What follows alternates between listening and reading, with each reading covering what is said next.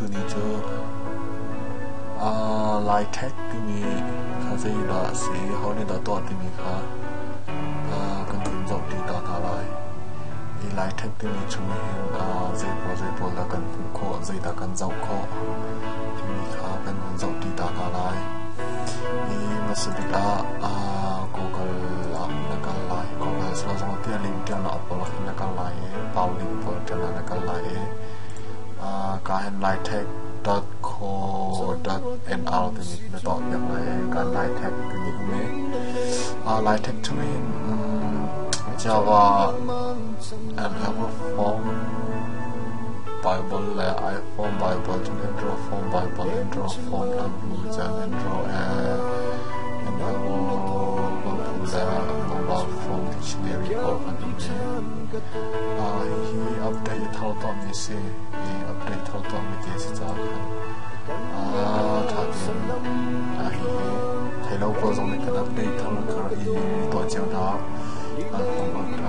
phong trào bài văn là cần phải update thao tóm như thế này cần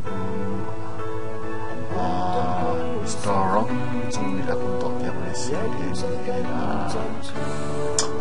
bây giờ bác sĩ nhiều để xét cái về liệu sự cầu đi phong bây giờ khi mà trên computer này rồi khi mà sử computer sử dụng phong này vào phải sử dụng sĩ có đọc một anh tin rằng là sẽ cho hay là cái gì cho hay là có sẽ có anh em là phải có rồi là ít nhiều mà thì mình sẽ lên mình là cho anh được khá và có sĩ thì mình giống khá vì cái tao còn cái được làm trong cho cái sĩ thì mình khá thì ta rằng là xong phải một cần tân dọc thì ta hay là chỉ cái tên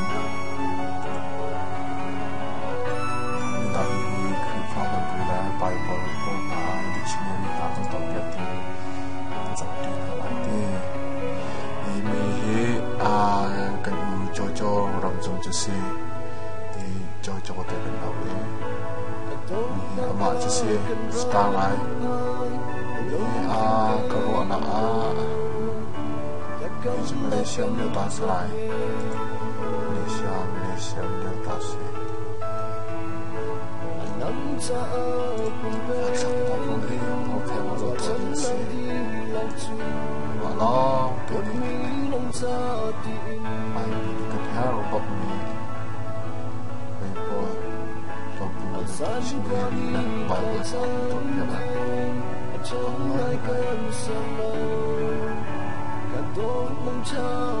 video này giống video editor giống là trong tập dân hoàn sắc lại giống theo chân video sắc để thì phân phái computer này chứ thì không phải đi cái mà giống là sự thì đã trong này cái gì mà hoàn sắc hơn sự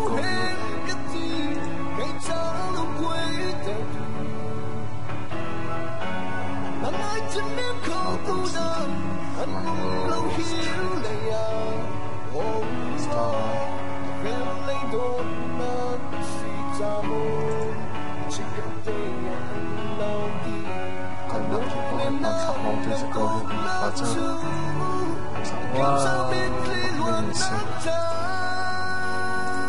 sisa ideal serisa lật tao thành thế là dầu nhà to thành thế lại nó